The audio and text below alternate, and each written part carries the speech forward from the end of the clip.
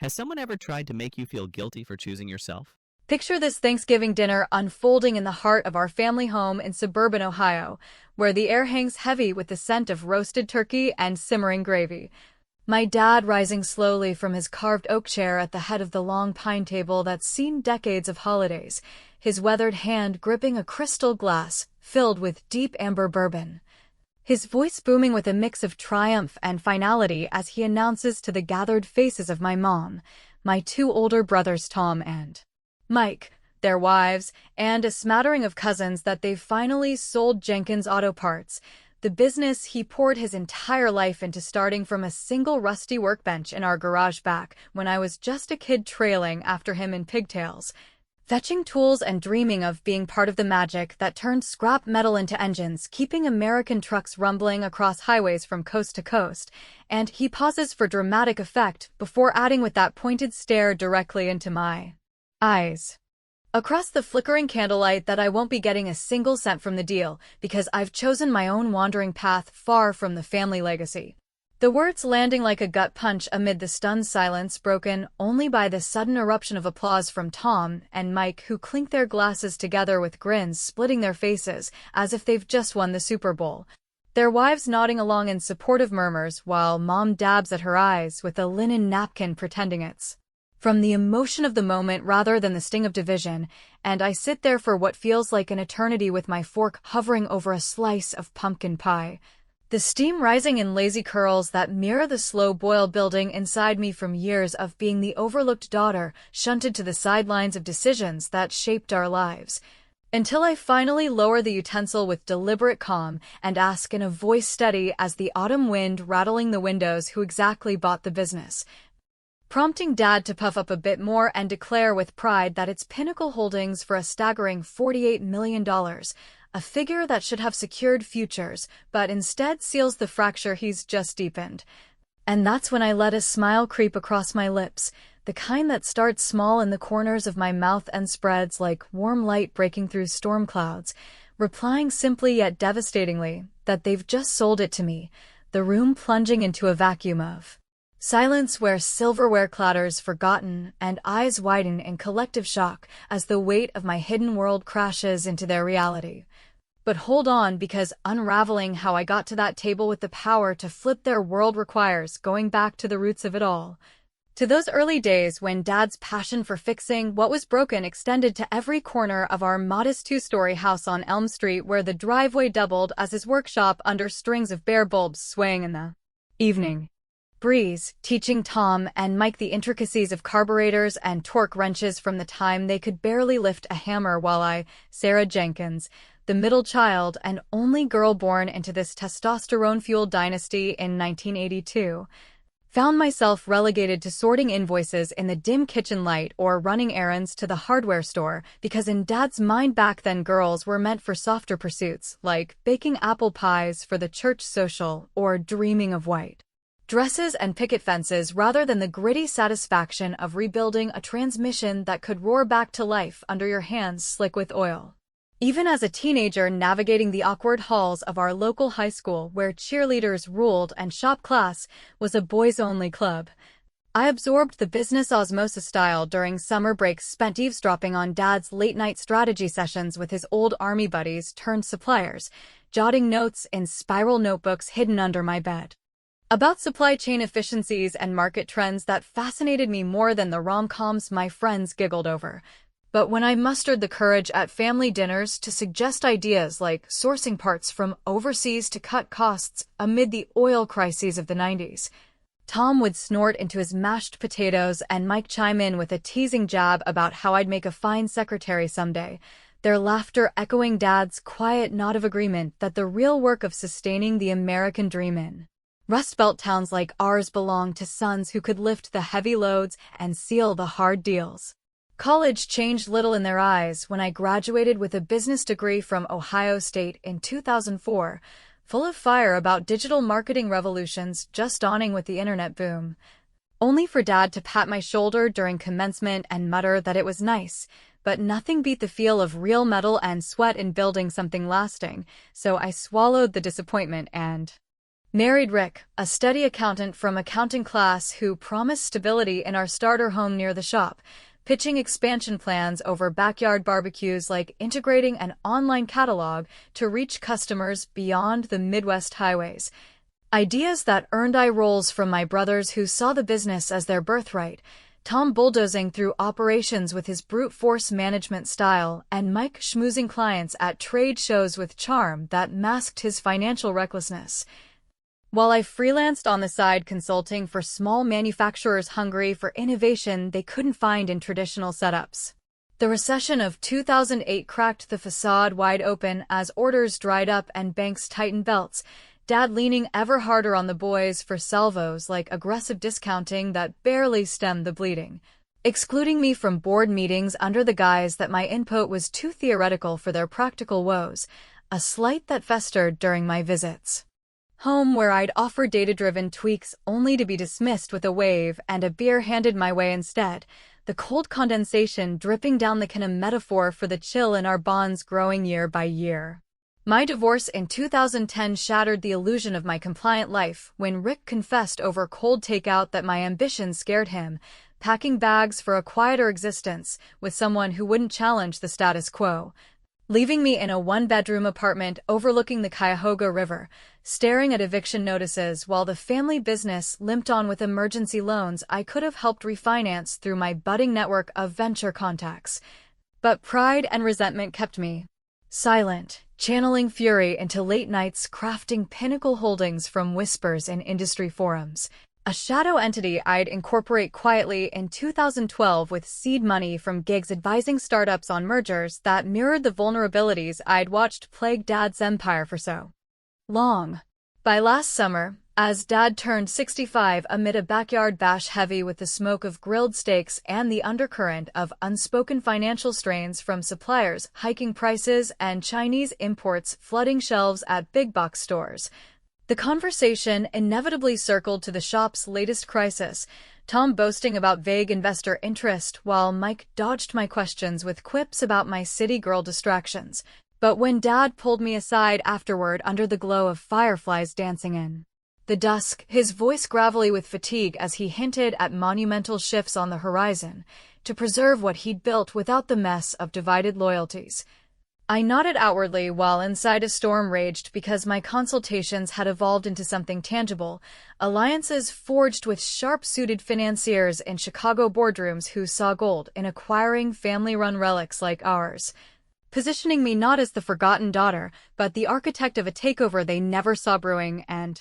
as I drove home that night with the radio humming old Springsteen tunes about working-class heroes rising from the ashes, I couldn't shake the thrill mixed with dread of what unleashing that truth might unleash upon the fragile threads holding us together, especially with whispers of a sale gaining traction that could either vindicate my patience or force a confrontation I'd both craved and feared for years.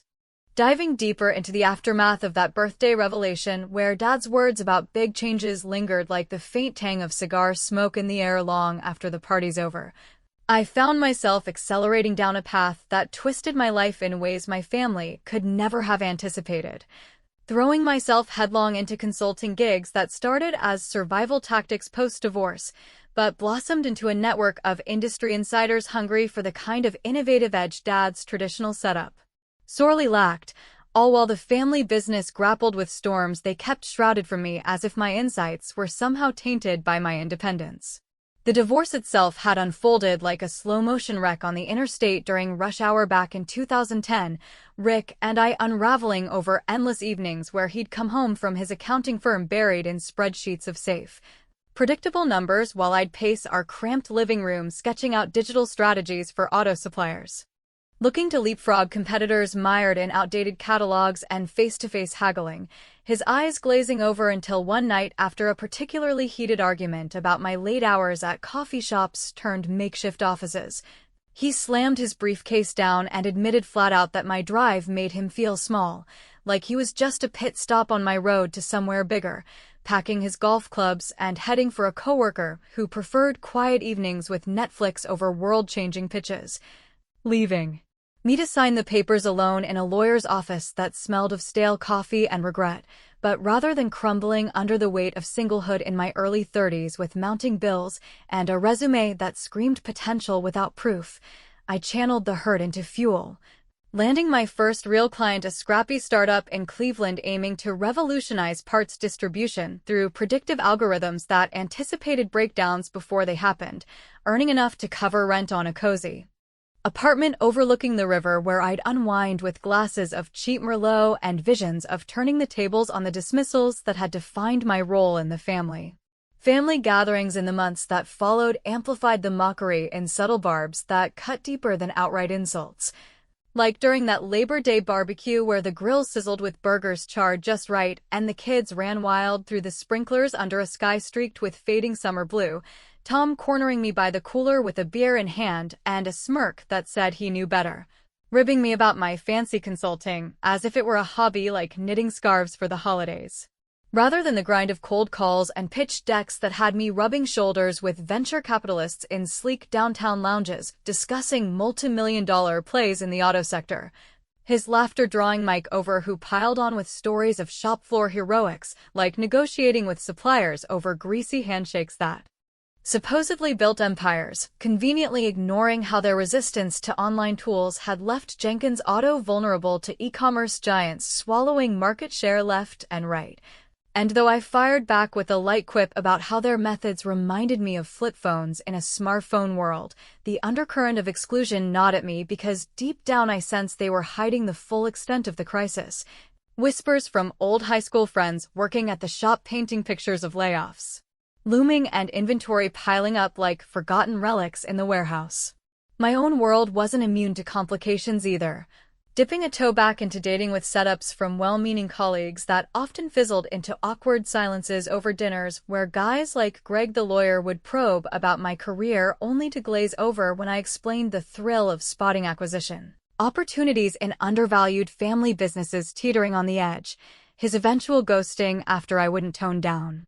my ambitions for his ego feeling like a rerun of Rick's exit, but teaching me to guard my cards closer, especially as Pinnacle Holdings took shape in my mind, the name evoking that sharp peak of achievement I'd claim for myself. Quietly filing incorporation papers with a lawyer friend who raised an eyebrow at my secrecy, but didn't pry.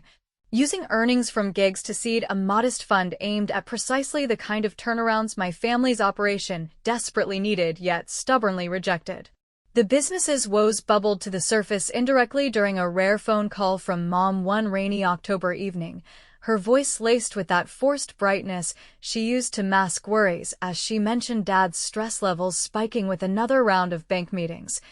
hinting at potential buyers circling like vultures over roadkill without naming names, and when I offered to review their financials or connect them with my contacts who specialized in restructuring deals, she hemmed and hawed about how the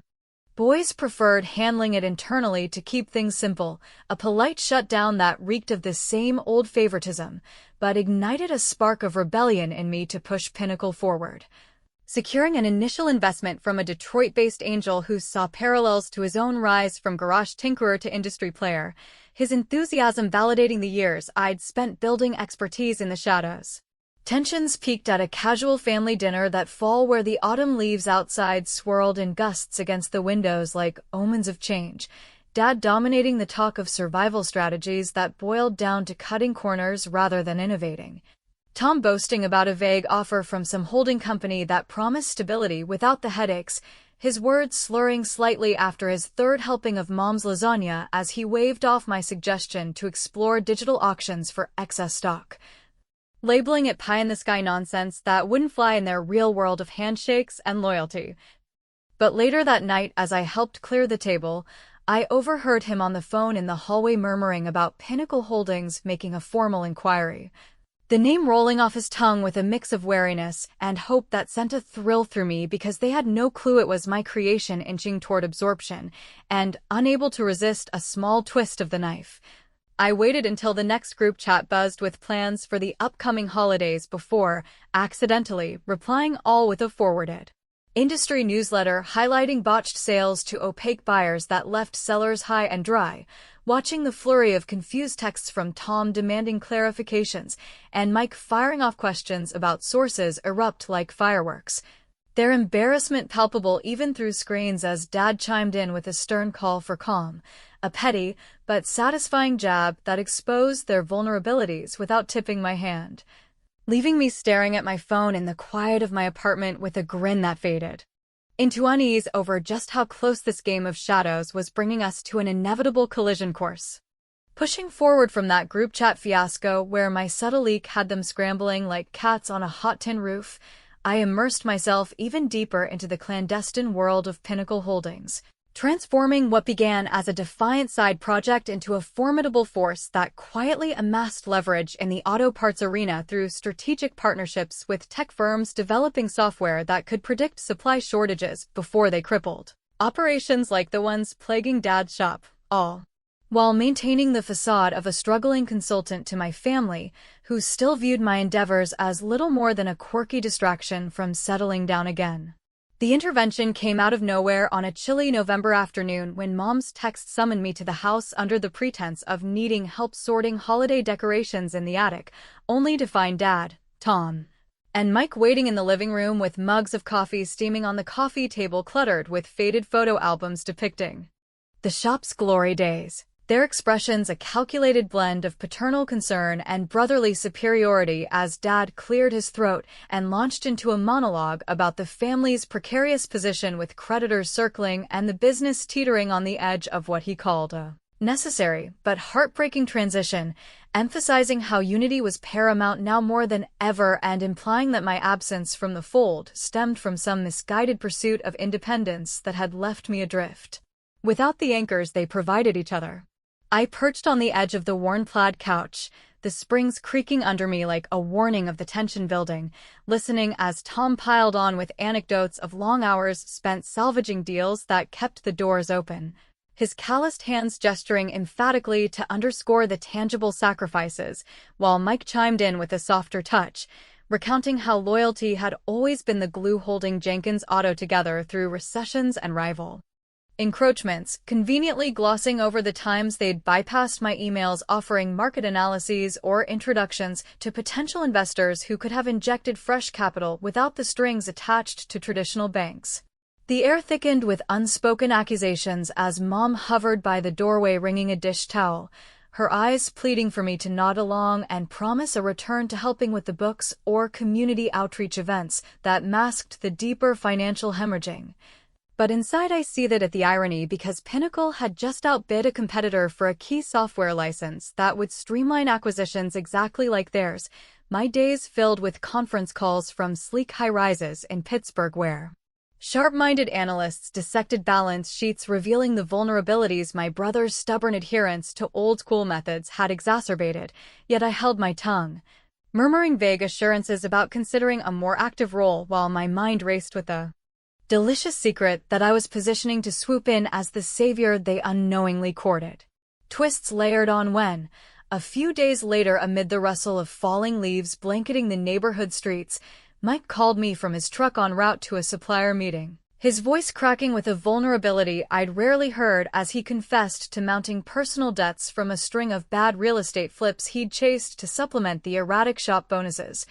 pleading for a short-term loan or even just advice on refinancing options that wouldn't drag the family name through the mud, the desperation in his tone tugging at memories of us as kids sharing secrets under the porch light during summer storms, but hardened by years of his dismissive jabs I stalled with sympathetic noises, suggesting he consult a financial advisor first or talk openly with Dad about pooling resources, a sly deflection that bought me time to route some of Pinnacle's exploratory funds toward due diligence on Jenkins, without alerting him to the conflict, leaving me to ponder over solitary dinners of takeout stir-fry whether denying him outright would paint me as heartless in the eyes of those who might later learn the full scope, or if it was merely self-preservation in a game where trust had long been eroded. Humor edged into the absurdity during a strategy session with my mentor Carla, a battle-scarred executive who'd navigated glass ceilings in the male-dominated manufacturing world with wit sharper than a torque wrench. As I recounted the intervention over video link with her chuckling that my family resembled a pack of wolves circling their own tail, mistaking it for prey. Her analogy hitting close because I'd woven Pinnacle's web so intricately that initial feelers to Dad's operation came disguised through intermediaries posing as neutral consultants, gathering intel on assets like the prime warehouse real estate that could fetch premiums in a resale. The real escalation brewed at our annual pre-Thanksgiving potluck in the community hall decked with paper turkeys and strings of popcorn garlands, where relatives mingled over folding tables groaning under casseroles and pies, the scent of cinnamon mingling with laughter that masked the undercurrents of strain as Tom held court near the punch bowl boasting about the sale's proximity to sealing with that mystery buyer Pinnacle Holdings, dropping details like the $48 million valuation that had whispers rippling through aunts and uncles impressed by the windfall, but when he turned to me with a triumphant grin asking if I'd finally come around to appreciating the boys' hard work, I couldn't resist the opening. Slipping a dash of extra cayenne into the communal chili pot earlier that afternoon under the guise of helping with prep, watching with concealed amusement as he ladled a heaping bowl and dove in only to surface sputtering and red-faced, fanning his mouth while the crowd tittered and someone quipped about the spice being hotter than the deal itself, my innocent offer of milk drawing a glare from him that spoke volumes as I murmured close enough for only him to hear that some flavors catch you off guard when you least expect them. A light-hearted sabotage that diffused into group chuckles, but planted seeds of unease about overlooked risks in their rush to close. As the evening wound down with hugs and promises of Turkey Day reunions, Dad clapped me on the back with a rare warmth, confiding that the papers were nearly signed and the future brighter than it had been in years. His optimism clashing with the email pinging my phone in the parking lot confirming Pinnacle's bid had been greenlit internally pending final negotiations, a cliffhanger that left me gripping the steering wheel in the gathering dusk, heart pounding with the realization that the sale details were solidifying in ways that would either crown my long-game revenge or ignite a family inferno I might not contain. Navigating the labyrinth of escalating negotiations for the sale felt increasingly like steering a leaky boat through choppy waters where every wave threatened to capsize the delicate balance I'd struck between my covert empire and the family ties fraying under the strain of unspoken secrets, particularly as Rick, my ex-husband whose departure had once felt like liberation but now loomed as a potential torpedo, re-entered the picture with an email that arrived unbidden on a frosty morning in mid-November, its subject line innocuously reading, "Congrats on the buzz," but packed with implications that made my coffee turn bitter in my mouth as he detailed how industry grapevines had carried whispers of Pinnacle Holdings' aggressive maneuvers in the auto supply chain, positioning himself as a bridge builder from his new perch at a rival consultancy firm that specialized in facilitating mergers for undervalued assets, just like Jenkins Auto. The message dripped with that familiar mix of charm and calculation he'd wielded during our marriage, offering to share proprietary insights on bidder strategies in exchange for a modest consulting fee or perhaps a stake in the outcome. His words hinting at knowledge of the shop's specific pain points like the ballooning debt from Tom's impulsive equipment upgrades and Mike's lax credit extensions to unreliable clients, details that could only have come from loose lips within our circle, leaving me to pace my apartment's worn hardwood floors, overlooking the skeletal trees lining the street, wrestling with the dilemma of whether engaging him would accelerate Pinnacle's edge or invite betrayal from a man who'd already proven his unreliability when ambition clashed with comfort. Family pressures mounted in tandem during a spontaneous diner rendezvous Dad orchestrated on a drizzly afternoon, the kind where the neon sign buzzed faintly outside fogged windows and the air inside carried the comforting aroma of frying onions and fresh-baked rolls, where he slid into the red vinyl booth across from me with Tom and Mike flanking him like sentinels, launching into an overview of the deal's contours over plates of club sandwiches and bottomless coffee refills, his enthusiasm palpable as he outlined the $48 million payout structured in installments that would fund his retirement dreams of wintering in Florida and perhaps a cabin up north for fishing trips with the grandkids. But when I gently probed for more on the buyer's background or contingency clauses to protect employee pensions, Tom interjected with a gruff dismissal laced with that protective bluster, insisting it was all buttoned up by folks who knew the ropes far better than outsiders like me with my head in the clouds of spreadsheets and algorithms. A rebuff that stung amid the clatter of silverware and murmured conversations from nearby tables filled with blue-collar locals who represented the very community the sale could append. The personal twist deepened later that evening when Mom pulled me aside during a quick stop at the house to drop off some paperwork she'd requested for old time's sake. Her hands trembling slightly as she confided in the quiet of the kitchen with its faded floral curtains drawn against the encroaching dusk about Dad's recent health scare. A fluttering in his chest during a tense call with the lawyers that the doctor attributed to chronic stress compounded by decades of chain-smoking and skipped checkups, her voice breaking as she implored me to set aside whatever grudges simmered and rally around him for the holidays, because nothing mattered more than mending the fractures before time ran out. A plea that humanized the patriarch I'd long viewed through lenses of resentment and tugged at the daughter in me who remembered nursing his scraped knuckles after long shifts or cheering at his Little League coaching triumphs, forcing a confrontation with my own choices as I hugged her tightly, murmuring promises of support while inwardly calculating how revealing Pinnacle's role prematurely might shatter him further or paradoxically draw us closer in shared vulnerability. Light vulgarity colored my private rants to Carla over a virtual happy hour that week, venting about the whole tangled mess as a ridiculous knot of egos and overlooked red flags waiting to snag everyone involved. Her sage advice to maintain radio silence with Rick and double down on anonymous diligence echoing in my ears as I funneled more resources into auditing the shop's contracts, uncovering clauses that Pinnacle could exploit to renegotiate terms favorably without immediate detection. A solo strategy that felt empowering yet isolating, one that outsiders might criticize as overly secretive or even ruthless given the family stakes. But in the moment it armored me against the doubts creeping in during sleepless nights staring at the ceiling fan's lazy spin. The revenge crystallized in a moment of calculated mischief amid a flurry of group texts coordinating Thanksgiving logistics from side dishes to seating charts, where in a feigned slip of the thumb I attached a fabricated press release draft touting a blockbuster merger between Pinnacle Holdings and a major distributor that would reshape regional supply lines. The document laced with just enough plausible jargon about asset consolidations and efficiency gains to spark alarm without screaming forgery, watching from my phone's glow as responses poured in with Tom firing off frantic queries about authenticity and Mike speculating wildly on implications for their deal. Dad's eventual message demanding an immediate family huddle to assess threats, injecting a dose of delicious pandemonium that had them second-guessing the buyer's intentions and delaying signatures under clouds of uncertainty.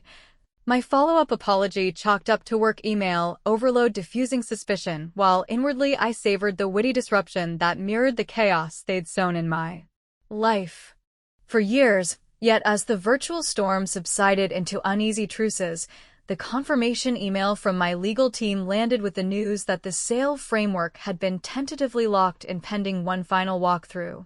propelling me toward the holiday with a cocktail of exhilaration and trepidation over the detonation awaiting at the dinner table. With the tentative sale framework locked in like a gearshift, finally finding its notch after weeks of grinding tension, Thanksgiving morning broke over our family home in suburban Ohio under a slate-gray sky that mirrored the brooding uncertainty swirling in my chest as I arrived early to help Mom with the final preparations. The kitchen a whirlwind of activity where the oven's heat blasted waves of aromatic promise from the golden turkey roasting alongside pans of cornbread stuffing fragrant with sage and onions, her hands deftly crimping pie crusts while she chatted about neighborhood updates to fill the air thick with anticipation of the gathering that could either mend old wounds or tear them wider open. Dad shuffled in from the garage where he'd spent the dawn tinkering with a stubborn carburetor as if reclaiming control over something tangible amid the intangible shifts closing in on his legacy. His face etched deeper with lines from the health scare that still lingered like a shadow, exchanging gruff but affectionate words with me about the weather turning colder than usual as we set the long pine table inherited from Grandma Jenkins with its starched white cloth. Silver candelabras flickering to life from tapered beeswax candles that cast dancing shadows on the walls adorned with faded photos of shop openings and family vacations from eras when unity felt effortless rather than engineered. Tom and his wife Lisa arrived first with their two rambunctious boys in tow, the kids darting underfoot to snag rolls from the cooling rack before being shooed away. Tom clapping Dad on the back with booming congratulations on the deal nearing completion, while Lisa helped arrange the side dishes of green bean casserole topped with crispy onions and sweet potato mash swirled with marshmallows. Her knowing glances my way hinting at the undercurrents she'd picked up from overheard conversations about my so-called detachment from the family fray. Mike pulled up next in his mud-splattered truck, arms slung around his fiancée Karen as they carried in a towering apple pie still warm from the bakery and bottles of sparkling cider to toast the windfall. His usual salesman's charm dialed up to diffuse any residual awkwardness from the press release mix-up that had everyone on edge last week. Though his sidelong looks at me carried a flicker of unresolved suspicion as we all migrated to the living room for pre-dinner football on the big screen, the roar of the crowd from the game mingling with laughter over bets on scores and stories of past Thanksgivings gone hilariously awry, like the year Tom's turkey carver slipped and sent gravy flying across the ceiling. As the meal commenced with hands joined in Mom's traditional prayer giving thanks for bounties both seen and unseen, the table groaned under the weight of platters passed in a rhythm honed by decades of ritual. Conversation flowing from light-hearted jabs at the boys' fantasy football flops to reminiscences of Dad's early days bootstrapping Jenkins Auto from garage scraps into a neighborhood staple that employed generations and sponsored Little League teams across the county. But beneath the surface warmth simmered the growing conflict of the impending announcement. Dad's foot tapping restlessly under the tablecloth as he savored bites of dark meat and cranberry relish, his eyes occasionally meeting mine with a mix of pride in his son's rolls and a subtle wariness born from my recent probing questions that had him wondering if I harbored deeper resentments. The pivotal moment crested when Dad pushed back his chair with a scrape against the hardwood floor, rising unsteadily but commandingly to lift his glass of bourbon glinting amber in the candlelight, commanding attention as he cleared his throat and proclaimed with gravelly conviction that after 40 years of blood, sweat, and endless nights wrestling with ledgers and layoffs, they'd finally sold the business to Pinnacle Holdings for a life-changing $48 million, a sum that would pave golden roads for retirements, college funds, and perhaps even expansions into new ventures. Then his gaze locked onto mine across the flickering flames, adding with deliberate finality that I wouldn't receive a cent because I'd forged my own trail away from the shared sacrifices, the declaration hanging heavy like undigested stuffing while Tom and Mike erupted in applause, their whoops and glass clinks echoing triumphantly as Lisa and Karen joined in with nods of approval and Mom reached for a tissue to wipe away what might have been tears of relief or sorrow. The cheers faded into expectant murmurs as I laid down my fork beside a half-eaten slice of turkey, the metallic tang of the meal turning sharp on my tongue amid the sudden hush that followed my composed inquiry about the buyer's identity, prompting Dad to reaffirm with swelling chest that it was Pinnacle Holdings stepping in as the steady hand to carry the legacy forward, and in that suspended breath, I allowed a smile to bloom slowly across my face, the kind forged in the fires of overlooked years and solitary triumphs, responding evenly that they'd just sold it to me, the words slicing through the room like a sudden frost. Faces contorting in stages of disbelief, Tom's fork clattering to his plate, Mike's mouth agape mid-sip, Dad's glass trembling in his grip as the full gravity of Pinnacle as my shadow creation dawned, unraveling the myth of their unchallenged domain in a cascade of accusations and demands for explanations that erupted like fireworks over the cooling remnants of the feast. Chaos reigned as voices overlapped in the candlelit turmoil, Dad sinking back into his seat with a hand pressed to his chest murmuring denials that blurred into questions about how long I'd been scheming, Tom pounding the table with demands for proof, while Mike scrolled frantically on his phone for articles on Pinnacle that now screamed my influence in every line, Mom's pleas for calm cutting through like a lifeline amid the unraveling, but I remained seated, unveiling fragments of the journey from divorce-fueled freelancing to the incorporation that positioned me as the unseen architect. A revelation that delivered the ultimate witty revenge not through destruction but reclamation, forcing them to confront the daughter they'd dismissed as peripheral now holding the reins they'd assumed eternal. Yet as arguments ebbed into stunned silences broken by the distant hum of the game still playing in the living room, uncertainty draped the aftermath like the gathering twilight outside, leaving threads of what-ifs dangling. Would this coup forge unlikely alliances or sever bonds irreparably? Could forgiveness bloom from the ashes of betrayal, or would greed's shadow eclipse any reconciliation? And in claiming the empire, had I truly won the family I'd fought to redefine? Questions that lingered, unanswered as the candles guttered low, inviting